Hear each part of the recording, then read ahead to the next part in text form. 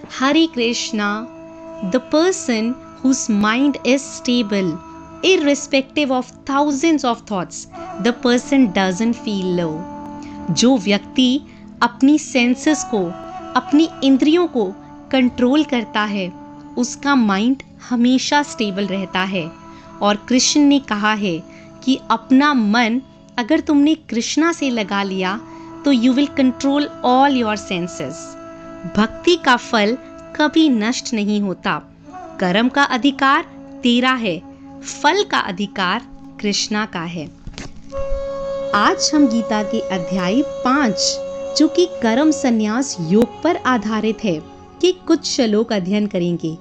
पिछले सेशन में भी हमने 5वें अध्याय के ही कुछ श्लोक अध्ययन किए थे, जिसमें भगवान कृष्ण अर्जुन की दुविधा को दूर करते हुए कर्म योग को कर्म संन्यास योग से बेटर बताते हैं। तो चलिए शुरू करते हैं।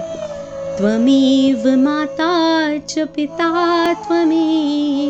त्वमेव बन्धुश्च सखा त्वमेव विद्या द्रविणं त्वमेव सर्वं मम देवदेव। ओम श्री परमात्मने नमः। न कर्तृत्वं न कर्माणि लोकस्य सृजति प्रभुः न कर्मफल संयोगं स्वभावस्तु तु प्रवर्तते। अर्थात आदमी का एक तो होता है स्वभाव और एक होती है उसकी प्रकृति। प्रकृति का जैसा असर आपके स्वभाव पर पड़ता है, आप वैसे ही बर्ताव करते हैं। परमेश्वर ना तो आपके कर्तापन की, ना कर्मों की और ना कर्म फल के संयोग की रचना करता है। इन सब का संयोग आपके स्वभाव की वजह से होता है। आपका स्वभाव विकृत है यानी खराब है या विकसित है, इस पर डिपेंड करता है कि आप क्या करेंगे। आपके करने पर कौन सा कर्म होगा और उस कर्म के अनुसार आपको क्या फल मिलेगा, इन सब के लिए खुद को ही जिम्मेदार मानिए। ऐसा मत सोचिएगा कि मैंने तो मेहनत की भी लेकिन भगवान ने ही फल नहीं दिया। सब कुछ हमारे अंदर है, बस उसे हमारे सामने लाकर वन ऑन वन करने की देरी होती है। भगवान ना किसी के पाप कर्म को और ना किसी के शुभ कर्म को ग्रहण करता है। पाप हो या पुण्य, ये तो आपके ही हैं, तो भगवान का इसमें क्या लेना देना। आप अपने स्वभाव मतलब अपनी नेचर के चलते जिस तरह के कर्म करते हैं, उसका नतीजा ही पाप या पुण्य होता है। आपके खुद के अंदर ज्ञान है, लेकिन वो अज्ञान के कारण ढका हुआ है, उसी के चलते सारे बुरे काम होते हैं। अगर आप उसे पहचान जाएंगे तो उसके बाद सिर्फ अच्छा ही अच्छा होगा। जब अंधेरा होता है तो कुछ नहीं दिखता और प्रकाश होते ही सब कुछ प्रकट हो जाता है। इसी तरह जैसे ही हमें परमात्मा की सच्चाई समझ में आती है, जैसे ही हम ये समझते हैं कि हमारे अंदर की आत्मा उसी परमात्मा का एक अंश है, वैसे ही एकदम से उजाला होता है। सबसे बड़ी बात है कि हम अपने आप की सबसे बड़ा ज्ञानी समझते हैं, वही सबसे गलत बात है। सबसे पहले ये स्वीकार करिए कि हमें कुछ नहीं पता, तभी रास्ता खुलेगा ज्ञान के आने का, वरना हमेशा ही अज्ञानी रहेंगे। विद्या विनय संपन्ने ब्राह्मणे गविहस्तिनि शुनि चैवाश्वपाके च पंडिता समदर्शिना। अर्थात समदर्शिता यानी कि समान भाव रखना। जो पंडित और चांडाल को या गाय या हाथी को एक भाव से देखता है, उसी को खुद को ज्ञानी कहलाने का अधिकार है। ज्ञान सबसे पहले हमारे अंदर के भेदभाव को खत्म करता है। चारों तरफ यही भेदभाव तो हमें दिखता है। हजारों साल पहले जो श्री कृष्ण ने कहा उस पर आज तक भी लोग चलने को तैयार नहीं हैं। अगर ज्ञान हासिल करना है तो अपने अंदर संभाव पैदा करना चाहिए। अज्ञान या अंधकार में किसी को छोटा या बड़ा समझना बेवकूफ़ी है। जिस दुनिया में हम रहते हैं उसमें ज़्यादा पैसा, बड़ा घर, बड़ा नाम, शायद इसी को जीत माना जाता है। लेकिन कृष्ण ऐसा नहीं मानते। उनके हिसाब से दुनिया को वो ही जीत सकता है जिसने अपने मन को जीता है। मन को जीतने पर संभाव की सिचुएशन आ सकती है। वो पैसा किस काम का जो आपके मन में लोगों के प्रति भेदभाव को खत्म नहीं कर सकता। इसीलिए संभाव ही ईश्वर ब्रह्मा की स्थिति होती है। धन, धान्य, खाना, अपनों का प्यार, महंगी चीज़ें ये बहुत आनंद देती हैं। दुनिया की चीज़ों का मज़ा ही कुछ अलग है। इसीलिए तो हम हमेशा इन्हीं बाहरी चीज़ों को हासिल करने में लगे रहते हैं। अगर आपको पता चले कि इन सब से ज़्यादा आनंद देने वाली और कोई चीज़ें हैं तो आप इसे ज़रूर हासिल करना चाहेंगी। भगवान श्री कृष्ण की गीता यही बताती है, बाहर की चीज़ों से ज़्यादा जिसे अपने अंदर की बातों से ज़्यादा आनंद आता है, सच्चा ज्ञानी वो ही है। ये ही संस्पर्शजा भोगा दुःखायोन्या एव ते आद्यांतवान्त कौन्तेय न तेषु रमते बुद्धः। अर्थात आंखें देखती हैं, कान सुनते हैं, जीभ स्वाद बताती है, त्वचा हमारी स्किन स्पर्श करती है। इन्हीं इंद्रियों और इनके विषयों के भोग से हमें आनंद, सुख की प्राप्ति होती है। एकदम गलत। जी हाँ, एकदम गलत। हम ऐसा समझते हैं कि इंद्रियों के भोग से हमें सुख मिल रहा है। नहीं, कृष्ण बता रहे हैं कि ये सब इंद्रियों का भोग ही हमारे सारे दुखों का कारण है। इसको टेस्ट करने के एक सिंपल सा टेस्ट हमारे श्री कृष्ण बताते हैं। कुछ ज़्यादा अच्छा खाने का स्वाद तभी तक है जब तक आप खा रहे हैं। कुछ अच्छा सुनना भी थोड़ी देर तक ही आनंद देता है। इसलिए इंद्रियों के सारे आनंद नाशवान हैं, यानी कि खत्म हो जाते हैं। इसलिए ज्ञानी पुरुष इन सब इंद्रियों के सुख में नहीं फंसते। हम में से जो भी मरने से पहले, अपने शरीर के नाश होने से पहले काम, क्रोध को नियंत्रण में रखने में समर्थ हो जाता है, वो ही पुरुष योगी है और वही सुखी भी है। कृष्ण कहते हैं, समय पूरा होने के बाद तो मर ही जाना है। उसके बाद फिर कोई दूसरी योनि मिलेगी, शायद कुत्ते की, घोड़े की, पक्षी की, किसको पता। तो मरने से पहले ही अपने मन पर, अपने काम, क्रोध पर विजय पा लोगे तो तुम्हारा भला हो जाएगा। वरना जन्म और मृत्यु का चक्कर लगा ही रहेगा, लगा ही रहेगा। जिनके सारे पाप खत्म हो चुके हैं, जिनके सब शक ज्ञान द्वारा मिट चुके हैं, जो संपूर्ण प्राणियों के हित में लगे रहते हैं और जिनका जीता हुआ मन अपने काम करते हुए भी परमात्मा में स्थित होता है, वह पुरुष ही शांत ब्रह्मा को प्राप्त होता है। जैसे लालच में कभी शांति नहीं मिलती, शांति मिलती है संतोष में, उसी तरह असली आनंद आपके अंदर है, मन में, दूसरों की भलाई में। जो इन बातों को समझ लेता है उसी को अंत में ब्रह्मा की प्राप्ति होती है। काम क्रोध वियुक्तानां यतीनां यत चेतसाम् अभितो ब्रह्मणि निर्वाण वर्तते विद्धि तत्मनाम्। अर्थात ज्ञान की शुरुआत होती है मन पर विजय पाने से। मन को जीतने के लिए अपनी भावनाओं को कंट्रोल करना पड़ेगा। जब भी आप बेहद ज़्यादा गुस्से में होते हैं तो आपको पता लगता है, बहुत ज़्यादा प्यार में होते हैं तो भी पता लगता है।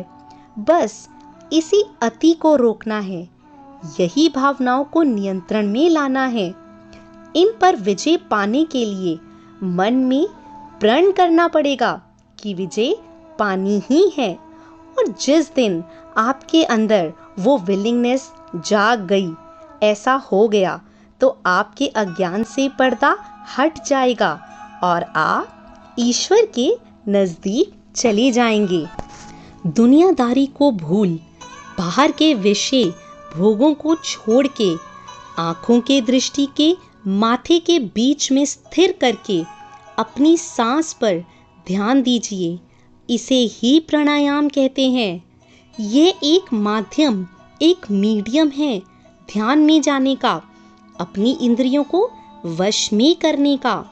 जिंदा रहने के लिए अपने आप सांसें तो सबकी चलती हैं, पर अपने को औरों से अलग करने के लिए अपनी आती हुई और जाती हुई सांसों को नियंत्रण में करिए। तभी इंद्रियों, बुद्धि, मन को जीत पाएंगे। तभी आप इच्छा, भय, क्रोध से छूट पाएंगे। इसी से आपको मुक्ति मिलेगी। तो ये था अध्याय 5। इसमें भगवान कृष्ण ने अर्जुन की दुविधा को दूर करते हुए बताया कि संन्यास योग और कर्म योग दोनों ही रास्ते भगवान की ओर ले जाते हैं, लेकिन कर्म योग कुछ विशेष है। इस दुनिया और उस दुनिया के बीच की कड़ी है ये भागवत गीता। हरे कृष्णा। और इसी के साथ आज मैं भगवत गीता को विश्राम देती हूँ। ज्ञान तो हमें हर वक्त मिलता ही रहता है, कभी भगवत गीता से तो कभी भगवत पुराण से, लेकिन उसे अपनी जिंदगी में उतारना बहुत ज़रूरी है। तभी हम इस ज्ञान के पात्र बन पाएंगे। इसी से रिलेटेड एक छोटी सी कथा मैं अपने गुरुदेव के मुख से आप सबके सामने रखना चाहती हूँ। तो चलते हैं कथा की ओर। जय जय श्री राधे। ज्ञान कभी अपनी ओर से नहीं दिया जाता। ज्ञान आपका देना और सामने वाले का लेना वो तभी सफल होगा जब लेने वाला श्रद्धा से ज्ञान को स्वीकार करे। अब तुम कितना भी ज्ञान की बातें देते रहो, तुम अच्छा अच्छा बोलते रहो, सामने वाले को लेना ही ना हो तो सब व्यर्थ है। ज्ञान तभी सफल होता है। ये कहावत है, ये हमारे संस्कृत में विशेष उक्ति कही गई कि श्रद्धावान लभते ज्ञानम।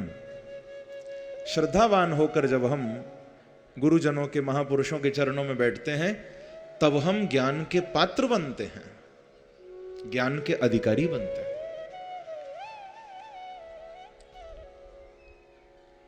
बिना श्रद्धा के ज्ञान टिकता ही नहीं है। ये श्रद्धा आप ऐसा समझो कि ये पात्र है। श्रद्धा रूपी पात्र में ही ज्ञान का वो रस टिक पाएगा, ज्ञान का वो महाराज विषय टिक सकता है। श्रद्धा नहीं तो सारी बातें ऊपर से निकल जाएंगी आपके, आप जीवन में उनको उतार नहीं पाओगे।